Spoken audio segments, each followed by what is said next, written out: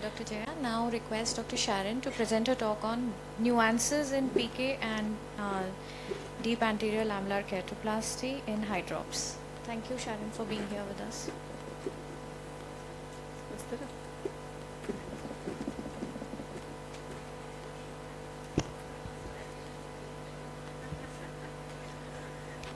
Good morning, everyone. At the outset, thank you to AIOS and thank you to Dr. Purvasha and Dr. Jaya for including me in this session. It's been lovely talks till now. So we're switching gears a little bit. I'm going to be talking about what we do once that hydrops resolves. I haven't done any PKO DALK in acute hydrops, but I'm sure our erudite audience and panelists may have some input, so I would welcome them.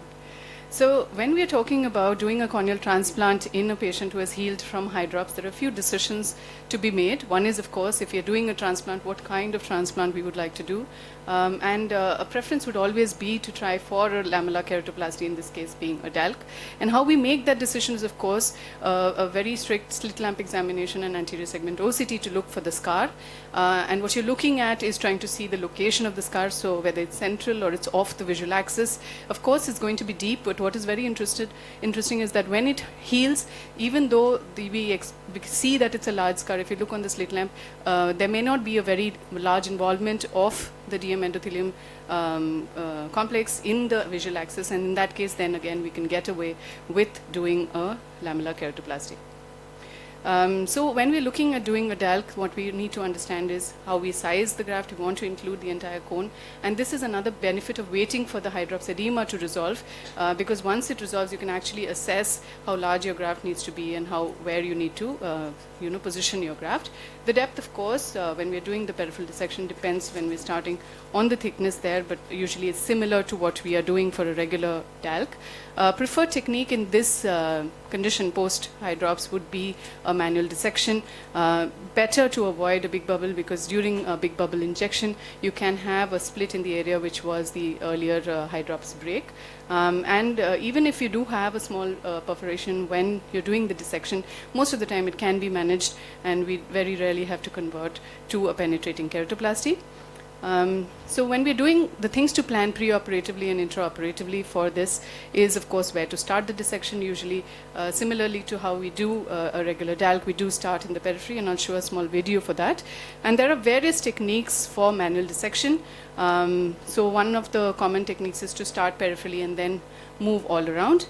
Certain instruments which might help us, and blunt versus sharp, and we'll discuss this through this very short video. So I've already done the trephination towards the periphery, and you know what the depth you've gone. One easy thing to do is try to go in deep, like how we do it when we're going to form our big bubble. So you try to go as close to the DM as possible, and then use a blunt tip scissors to do a very minimal dissection. You can avoid too much of sharp dissection, but in the areas where you think the break may be, as you're pulling, do not pull too hard, because you can have a break there, and that area you can just use the crescent to very gently release the fibers. Do not try to dissect too deeply. So I'll just show a few cases to elucidate how we can get fairly good results. So this was a child who had large hydrops. You can see the intrastromal clefts there, and we did do a compression sutures and early resolution of edema, as was beautifully shown in the previous talks. But you do get, of course, scarring in the visual axis, and which is again seen. Which you look on a diffuse image, you can think that the scar looks very diffuse. But if you look on the slit and on the anterior segment OCT, you can actually see that the involvement of the DM endothelium part is fairly small. And in this case, then you can get away with doing a lamellar keratoplasty. Even though it's a manual, you can see there's a small amount of residual stroma, but you can get away with a fairly clear cornea and great results. A case which is slightly worse, a large area of edema there. Again, in this case, this is one of my earlier cases, and I wanted to highlight something here. Because it was bang in the visual axis, I thought I didn't feel like putting a suture right in the center.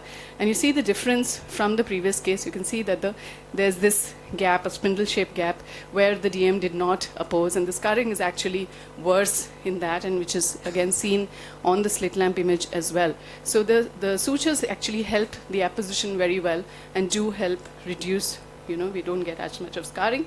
You can still get away with doing a DALK, and the scar is not that visible except if you look at an angle, and these patients still have good visual outcomes. So the need to do a penetrating keratoplasty in most of these cases is limited. So what do you do in case of a perforation? Of course, it depends on where the perforation happened and where in the surgery. If you finished most of your dissection, you're left with a very small part of your dissection, then you don't need to worry at all. You can either continue with your dissection or just leave a small patch of stroma there to try and just tamponade it till you finish the rest of your dissection. And you can see this towards the edge. I'm almost finished with the dissection and think I'm clear through. But just at the end, you have a dissection, you have a perforation.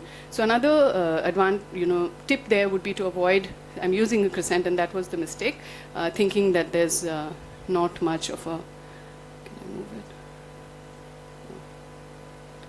Not much of a chance of a perforation, but then overconfidence always leads to a fall. So that's the perforation. So nothing much to do. You just do the, give a little tamponade, complete your dissection. And because we've already finished most of the other dissection, it doesn't matter.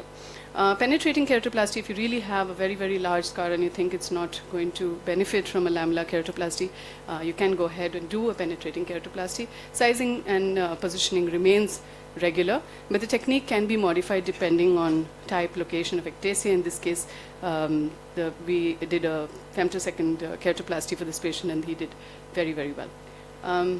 This was a patient who had a large hydrops some animation. So the same case which I had the image, you can see that there's a large hydrops, which clears beautifully with the compression sutures, but the posterior scarring was quite significant, and so we went and did a keratoplasty. My last case, which I wanted to show, like many of the cases, this is a PMCD. But what was interesting is that the break was much more central rather than periphery when we looked on the imaging and on the slit lamp. So then, once we had done the compression sutures, we were left with a case where you have the central scarring and inferior thinning, which then we were trying to wonder how to tackle. And to try and tackle both the problems, I did a tuck-in penetrating keratoplasty, which results in a slightly bulkier edge. So you can see the scarring there, but the central area is good, and it has the advantage of not having to take a very, very large, full-thickness keratoplasty. So the benefits of maybe doing, waiting, doing it in a chronic stage where there's an acute, of course, you can reduce the number of interventions required for the patient. But sometimes in chronic, if we wait, we've done the compression sutures or the desmetopexy, the scarring, the final scarring is fairly minimal, and you can get away with even a scleral lens, or sometimes you may not need that and may even avoid a keratoplasty in some cases. You can judge from case to case on whether you want to go ahead for acute or chronic. So I'm sure there may be a lot of comments and suggestions from our panelists here, and I welcome them. But PK or DALK can be planned in a healed corneal hydrops if required, preferably to do a manual dissection, which gives excellent results. Patient needs to be counseled, and that's very, very important, about the recovery and some residual scarring which we may have. And assessment of the size and location of the scar is essential so that we can plan the surgery properly and give a good post-operative outcomes. Thank you. Russia, I'm in time. Strict instructions. Finishing on time and with such a lovely